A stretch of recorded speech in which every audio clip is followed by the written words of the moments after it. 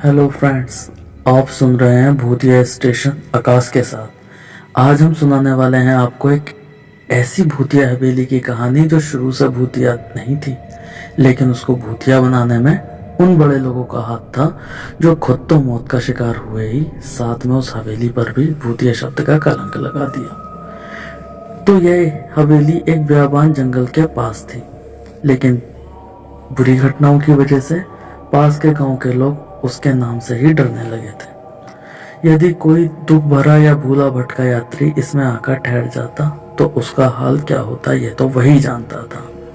वहां आसपास रहने वाले लोगों को उस घर में रुकने वाले लोगों की सिर्फ चीखें सुनाई देती थी। धीरे धीरे उस घर का ये हाल हो गया था कि अब कोई उसमें भूल कर भी आकर नहीं ठहरता था। उस घर में अब सिर्फ एक चौकीदार रह गया था। उस घर में जाना तो बहुत दूर की बात थी, लोग उस घर के नाम से भी डरने लगे थे। सब लोग यही कहते थे कि यह घर तो भूतिया है, फिर भी चौकीदार इस घर में कैसे रह लेता है, क्या उसे भूतों से डर नहीं लगता। जबकि लोगों के तो उस घर के पास से गुजरते हुए भी पसीने छूटते थे। अब पसीने छूटते भी क्यों नहीं, ना भूत का नाम ही ऐसे है कि बड़े बड़े घरों के बड़े बड़े लोगों के पसीने छूट जाते हैं। एक रात एक शिकारी उस घर की तरफ आया जो अपने रास्ते से भटक गया था। यह घर चारों तरफ से जंगल से घिरा हुआ था। दूर दूर तक किसी इंसान की आवाजें तक सुनाई नहीं देती थी। बाहर बड़ा भयंकर तूफान चल रहा था। तूफान के साथ साथ बड़े जोर से बारिश पड़ रही थी, बिजली कड़क रही थी।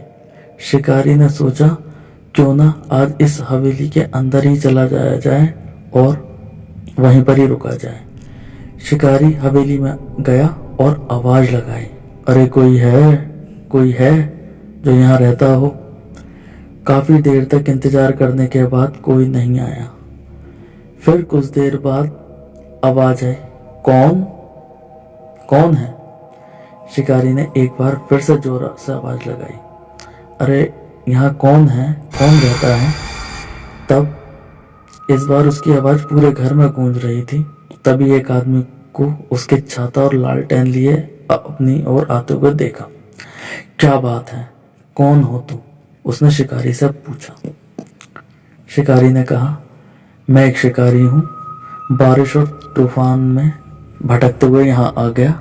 अब मुझे यहाँ पर ठहरना है, क्या मैं यहाँ ठहर सकता हूँ। चौकीदार ने डरते हुए कहा, क्या आप सच में इस घर में रात गुजारेंगे।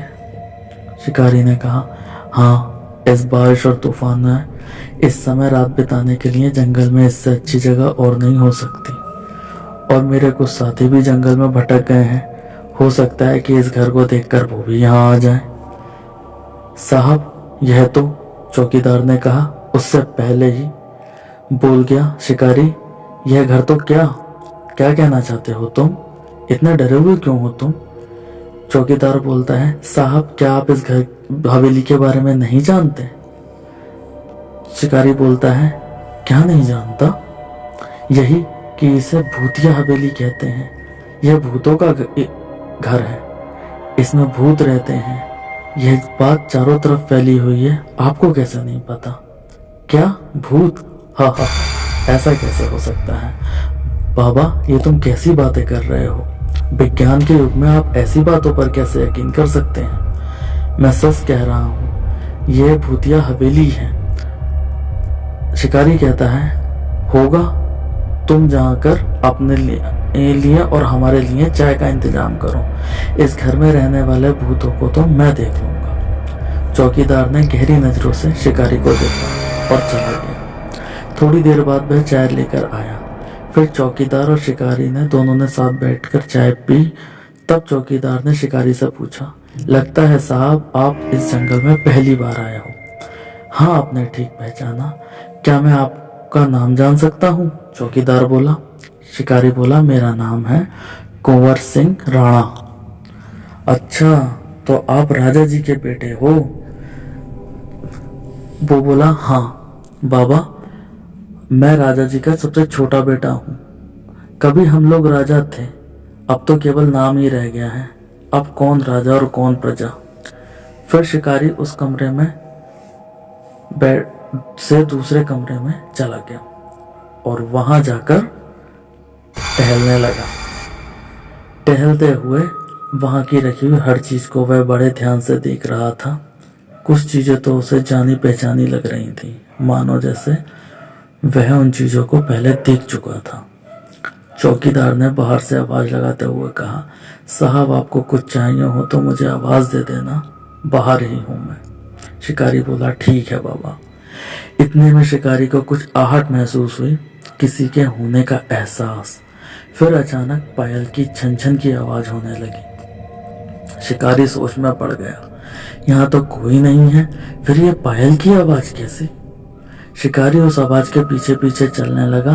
फिर अचानक आवाज बंद हो गई। शिकारी ने देखा, उसके सामने एक सुंदर लड़की खड़ी थी। शिकारी ने पूछा, कौन हो तुम?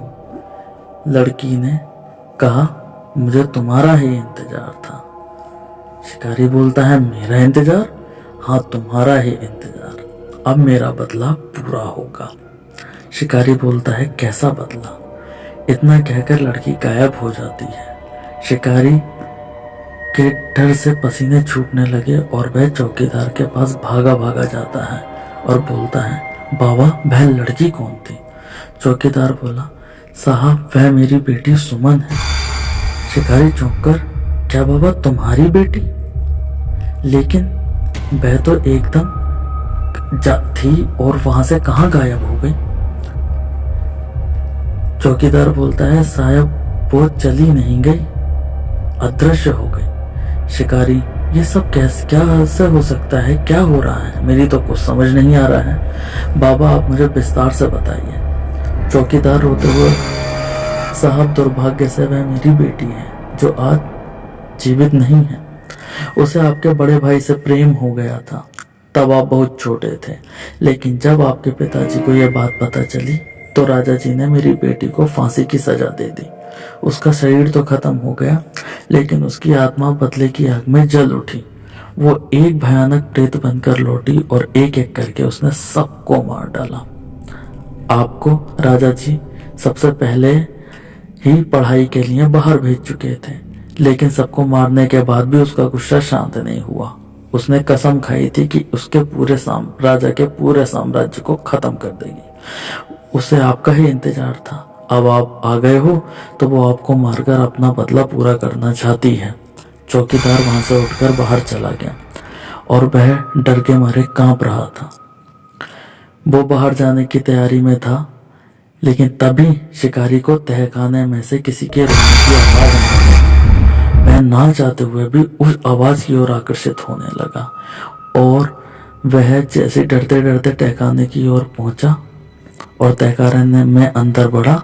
एक डरावनी आवाज आई, आओ छोटे कुंवर, मुझे तुम्हारा ही इंतजार था। वह बहुत ही डरावना दृश्य था। बिखरे हुए बाल, लाल लाल बड़ी बड़ी आंखें जो जिंदा इंसान को निगल जाएं, भयानक चेहरा और अपना मकसद पूरा करने वाली वो अहंकारी हंसी, और कह रही थी, आज तुम्हें मुझसे कोई नहीं बचा सकता। शिकारी भागना चाहता था, लेकिन तहखाने का दरवाजा बंद हो जाता है। वैसे भी एक इंसान का जब बदला लेने पर आए तो उसे भी कोई नहीं रोक सकता, पर यह तो एक खतरनाक आत्मा थी, तो भला इसे बदला लेने से कौन रोक सकता था? शिकारी अंदर से दरवाजा खोलने की कोशिश कर रहा था। शिकारी की आवाज सुनकर चौकीदार भी आ गया, लेकिन चौकीदार अंदर नहीं जा पा रहा था क्योंकि दरवाजा उस लड़की ने अंदर से बंद कर दिया था, क्योंकि वो चुड़ैल थी। जब तक वो अपना बदला पूरा नहीं कर लेती, दरवाजा कहाँ खुलने वाला था। तभी तहखाने के दरवाजे पर खड़े चौकीदार को एक दहशत भरी चीख सुनाई दी। कुछ समय बाद दरवाजा अपने आप ही खुल गया। चौकीदार ने देखा कि शिकारी की लाश वहीं तहखाने में पड़ी हुई थी और सारा जिस्म खून से लथपथ भीगा हुआ था। लेकिन जब वह उसके पास जाकर देखा तो वह चौंक गया। शिकारी के धड़ पर सर नहीं था। उस चुड़ैल ने उसका शरीर उखाड़ दिया था और उसका सर अपने साथ ले गई। तभी उस चुड़ैल की भयानक हंसी दोबारा सुनाई देने लगी और वो उस चौकीदार से कहती हुई चली गई, आज मेरा बदला पूरा हुआ पिताजी, और अब मैं जा रही हूँ। इतना कहते ही वह तहखाने के अंधेरों में न जाने कहाँ गायब हो गई और फिर किसी ने भी कभी उसको वहां दोबारा नहीं देखा।